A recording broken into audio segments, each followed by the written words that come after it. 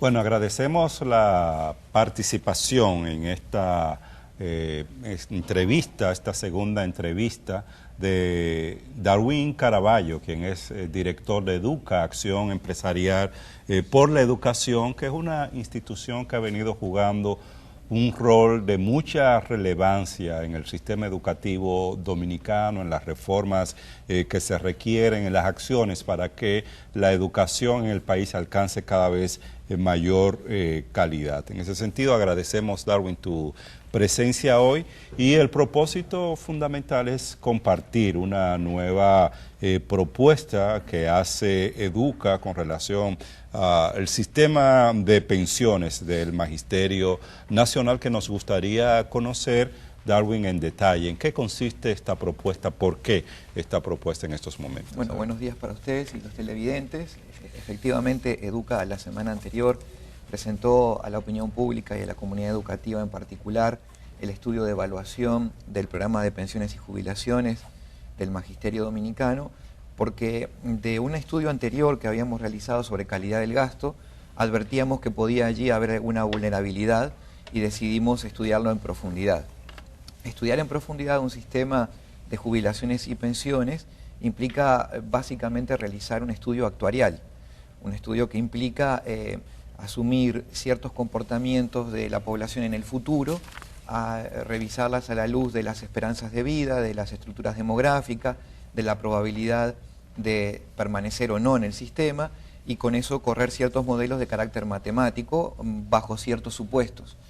Cuando uno realiza esos ejercicios, y esto Educa no lo hizo directamente, el estudio actuarial como tal, solo subcontratamos a una empresa internacional de prestigio en este tipo de cálculo matemático actuarial. Esto no es algo que esté en la expertise de Educa como tal.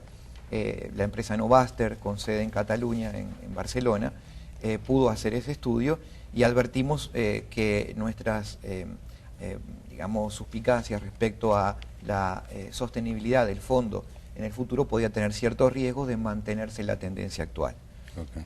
Esto implica que cuando uno observa el sistema de jubilaciones y pensiones actuales, en el corto plazo no hay ningún riesgo, pero sí puede haber algún tipo de vulnerabilidad para hacer frente a las obligaciones corrientes del INABIMA, el Instituto Nacional de Bienestar Magisterial, que es quien, digamos, por ley debe ser la entidad que paga las pensiones a los maestros.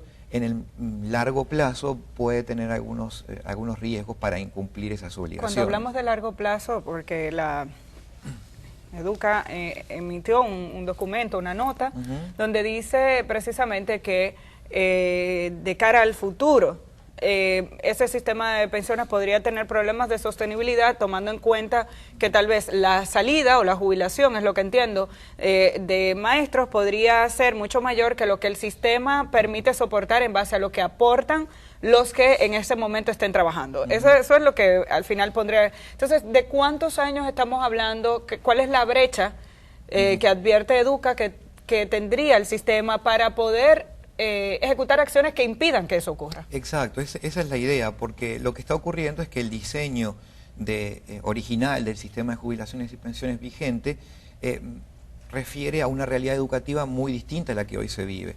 Hay innovaciones educativas, aumenta el volumen de profesores del magisterio, hubo algunos ajustes, en particular en el 2008, a este sistema de jubilaciones y pensiones, que introdujo algunas cláusulas relajadas para la jubilación, por ejemplo, la salida prematura a cuando se cumplen 20 años de aportaciones o de trabajo en el sistema, el maestro voluntariamente se puede retirar con el 60% del salario. También que la jubilación se comprende con el promedio de los últimos 12 meses, es decir, con el último salario que ha recibido anual. Eso también genera algunos problemas de corte a la sostenibilidad. Para responder a tu pregunta, Amelia, nosotros vemos algunas vulnerabilidades hacia el año 2024, el primer periodo, 2039 y 2050. Ahora, uno dice, bueno, 2039, 2050, eso es muy lejos, eso es muy largo plazo. Ahí mismo. Claro, aunque sí es cierto que el problema no está hoy, es hoy cuando hay que tomar las acciones para que justamente cuando se llegue a ese momento no haya un problema de crisis y no haya dificultad para honrar la jubilación y las pensiones de los maestros, que es lo que a todos nos importa, es poder generarle esas condiciones a los maestros de certezas, no solamente en su etapa activa en el trabajo de la educación, sino también cuando pasan a una situación de pasivos después de haber dedicado toda su vida a la educación. Entonces, allí hay un tema importante que amerita tomar decisiones en el corto plazo. Porque hay un sistema especial de pensiones para los maestros diferenciado del sistema general, ¿no?, que tiene la población. Sí, esa es una decisión que tomó el legislador y Educa sobre eso no se pronuncia, es decir, hay países que tienen un único sistema y otros que comparten cajas particulares para algún tipo de profesionales. Sobre eso no nos toca a nosotros pronunciarnos, pero sí lo que nosotros enfatizamos es en garantizar que ese sistema de jubilaciones y pensiones funcione y funcione bien. ¿Y por qué? Tal vez el televidente se pregunte por qué Educa se involucra con este tema si Educa trabaja más los temas vinculados a la educación. Bueno, porque la estructura del sistema de jubilaciones y pensiones depende del presupuesto del Ministerio de Educación. En la medida de que aumente esa participación del presupuesto educativo al financiamiento de las jubilaciones y pensiones, se le va a empezar a quitar participación a las actividades que impactan directamente en la calidad de la educación. Tenemos que tomar en cuenta que, si bien es cierto que ha habido un aumento de salario para los maestros, la realidad es que todavía no sería el salario ideal, ¿no? Pero está mucho mejor que hace un par de años. De igual forma, podría preocupar a los maestros que se atente contra derechos adquiridos, es decir, después de 20 años de trabajo, tal vez me puedo jubilar con el 60%, creo que a los 25 con un 80% y a los 30 ya pensión total, si mal no recuerdo, por ahí anda la cosa. Entonces, en un país que hoy en día cuestiona la forma en la que funciona el sistema de pensiones que tiene el resto de la población, que es cuestionable, porque se habla de la posibilidad de jubilarse con apenas el 20% de lo que usted aporta o de lo que usted gana. ¿Cuáles son las propuestas que hace Educa? ¿Por dónde se podría arrancar para garantizar que ese sistema sea sostenible y que a su vez no atente contra el bienestar de aquellos que están aspirando a una jubilación, una buena jubilación? Claro. Tú has dicho algo muy importante, Amelia. Justamente actuar hoy directamente sobre este problema implica no afectar ningún derecho ni de los que ya hoy están en situación de pasividad ni de los próximos pasivos en los años siguientes. Esto implicaría tomar acciones que generarían cambios en el sistema para los nuevos docentes, de forma tal de que no haya nunca un derecho adquirido afectado. Esto es un tema muy importante porque eso siempre genera una preocupación al respecto. También hay un tema importante que tú dices, la República Dominicana en el área de educación, la tasa de reposición, es decir, la proporción de salario con la que se jubila un docente es prácticamente del 100%. Esto no es nada típico en el mundo, nada típico en el mundo. En el mundo los mejores sistemas están en el orden del 85%. También estas facilidades que se han generado para las jubilaciones prematuras tienen que ver con retiros que también son anticipados cuando uno lo compara a nivel internacional. En América Latina los docentes se jubilan con 65 o 66 años de edad, el promedio aquí es de 58. Ante una esperanza de vida que está alcanzando los 80 años para las mujeres docentes, básicamente, que es nuestra estimación, el sistema tiene que hacer un esfuerzo demasiado en el largo plazo para solventar la jubilación. Más de 20 años. Mucho más de 20 años. Okay. Recuerden que el concepto de la jubilación surgió como una forma de los estados de bienestar de asegurar ingresos en la etapa en la que ya la persona no podía, por su edad avanzada, desempeñarse en la actividad, y había un compromiso de la sociedad para garantizarle una vida digna. Pero que se estén retirando hoy docentes en el entorno de los 50 años o menos de los 50 años o en promedio 58, donde hay tanto para dar y con una esperanza de vida tan alta, le va a generar un problema de continuar así a la estructura del sistema que perjudica a todos. ¿Cuáles son las propuestas entonces que hace Educa? Nuestra principal propuesta tiene que ver con conformar una mesa de diálogo entre todos los actores, porque el objetivo de esta investigación no fue tanto encontrar las soluciones, sino hacer evidente el problema, un problema que tiene una característica de largo plazo y que muchas veces el Ministerio de Educación, las autoridades, por estar atendiendo las urgencias, no están mirando en lo que ocurre en el largo plazo. Y esa es una de las posibilidades que el sector privado trae a la mesa, mirar en el largo plazo, empezar a plantear problemas que vamos a tener en el futuro próximo, los problemas que hoy tiene la educación dominicana en el 2019, si se hubieran atendido en el año 2000, probablemente no los tendría de la magnitud que se tiene ahora.